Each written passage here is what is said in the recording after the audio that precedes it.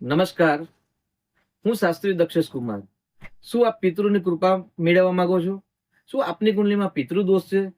તો આજે સરસ એક ઉપાય બતાવવામાં આવે છે. જો આપ નિત્ય કરી શકો અથવા તો જે વર્તમાનમાં નજીકના સમયમાં શ્રાવણ માસ પ્રારંભ થઈ રહ્યો છે ત્યારે કરી શકો તો પણ ઉત્તમ છે. જો માસ પર્યંત ન કરી શકો તો શ્રાવણ માસના 5 સોમવાર આવે છે, એ 5 સોમવારે કરશો તો પણ આપને ચોક્કસથી પિતૃની કૃપા પ્રાપ્ત થશે. પિતૃ કૃપા દ્વારા સંતાનના પ્રશ્નો અને લક્ષ્મીના પ્રશ્નો જે છે તે હલ થશે.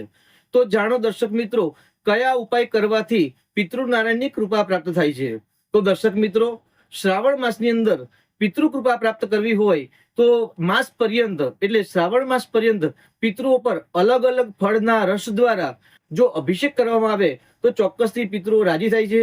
તેમને ઉત્તમ ગતિ પિતૃલોકની પ્રાપ્તિ થતી હોય છે અને પિતૃઓના આશીર્વાદથી ધન લક્ષ્મી સમૃદ્ધિની પ્રાપ્તિ થતી હોય છે.